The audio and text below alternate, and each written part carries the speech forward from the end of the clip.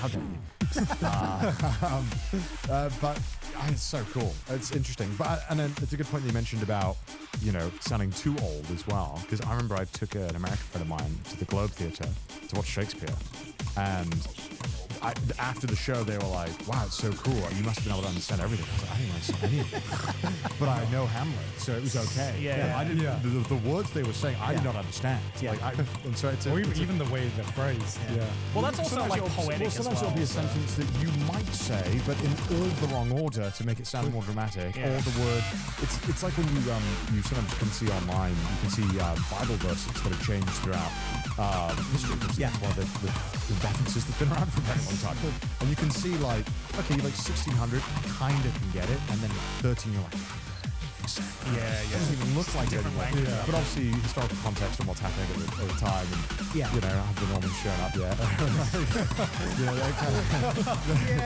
All this kind of stuff really changes, and it's kind of when it starts to get into like, oh, that's the English that I start to recognize. Right. And again, I mean, there's always the we want to make it unique. So we want to go super hardcore, and we want to get maybe we should. But then that's the thing is like I am guilty of it as well, especially like when I first started out, and you're like, okay, we're going to do this high fantasy. Okay, I've read George R. Martin. I need to throw in as many archaic things as possible. People don't need to understand this and this and this, and it gets to the point where it's just like,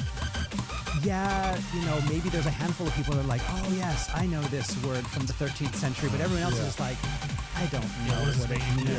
And I think the biggest, like from 14, the biggest one that always pops up is that must needs. I must needs do this, and that's the thing is like it's used in the Song of Ice and Fire novels a lot. And so I was like, oh, well, George R. Martin uses it, I can use it too. And then they put it in, and then every probably like 2 or 3 months, there's a forum post that says, oh, this should be you just must.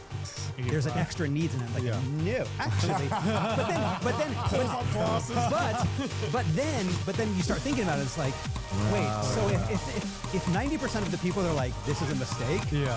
Then maybe I shouldn't just be using this anymore. And like there is, and so that was the thing with Final Fantasy 16. Like learning from maybe going a little bit overboard on Final Fantasy 14. For example, there's this character Uriange that goes way overboard. He just ye old English, random fair, hardcore. You don't know what he's saying. The thing is, that's his character. He's a scholar that he's speaking above you in this scholar language. Works for his character. It works for his character. But the thing is, we went way overboard on it. I apologize. But it was a lot of fun though. From like a creative standpoint, it was really fun. Right.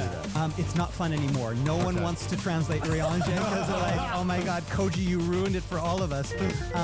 But that's, so learning from that and then going to 16, like, okay, we're going to do, high fantasy again.